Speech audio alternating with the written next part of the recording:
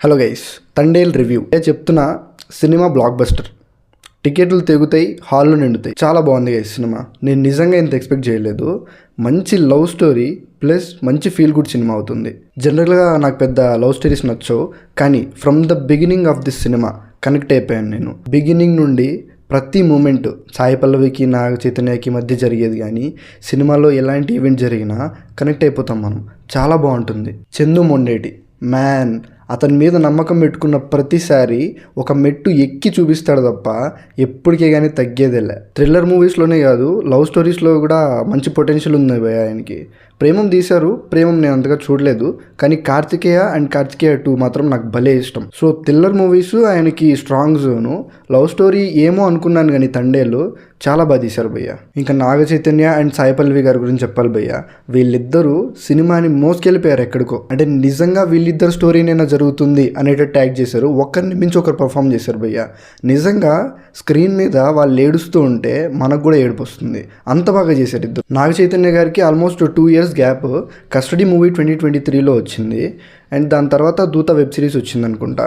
తండేల్ మాత్రం పక్కా హిట్ అయిపోతుంది ఖచ్చితంగా. ఆడియన్స్ కానీ కనెక్ట్ అయ్యిందంటే మాత్రం ఖచ్చితంగా బ్లాక్ బస్టర్ పక్కా. స్టోరీ కూడా చాలా ఇంట్రెస్టింగ్గా ఉంటుంది భయ్య. నేను మన ఇండియా వాళ్ళు పాకిస్తాన్కి దొరికిపోయి వాళ్ళు అక్కడ బాధపడి ఇదే మెయిన్ ప్లాట్ అనుకున్నాను.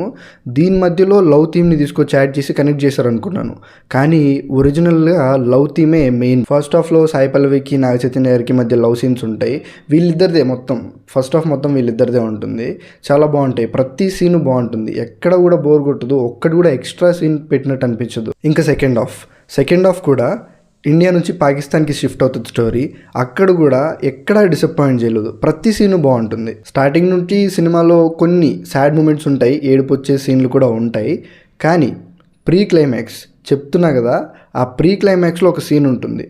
ఆ సీన్ చెప్పను కానీ ఆ సీన్ వచ్చినప్పుడు మీలో ప్రతి ఒక్కరు ఏడుస్తారు.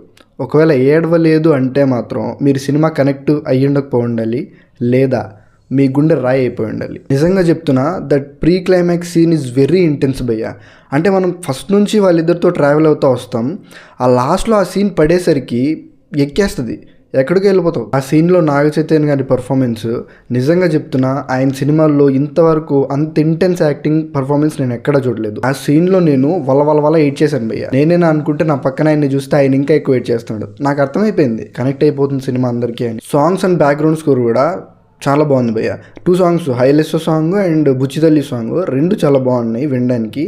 అండ్ సినిమాలో ఎలివేషన్స్ ఎక్కడెక్కడ పడతాయో అక్కడ కూడా డిఎస్పీ బ్యాక్గ్రౌండ్ స్కోరు చితగ్గొట్టేస్తుంది. బుజ్జితల్లి సాంగ్ ఎన్నిసార్లు వేసినా రిపిటేటివ్గా అనిపించలేదు. అండ్ ఆ సాంగ్లో స్టార్టింగ్ పోర్షన్ ఒకటి ఉంటుంది, దాన్ని సినిమాలో నిజంగా 100 సార్లు వేస్తారు భయ్య. నిజంగా అన్నిసార్లు వేసినా కూడా రిపిటేటివ్గా కానీ ఏంది ఎందుకు ఇన్నిసార్లు వేస్తున్నారు అనే ఫీల్ కానీ ఎక్కడా రాదు, అంత ఫీల్ ఉంటుంది సీన్స్లో. ఇంకా ఎండ్ క్రెడిట్స్ భయ్య.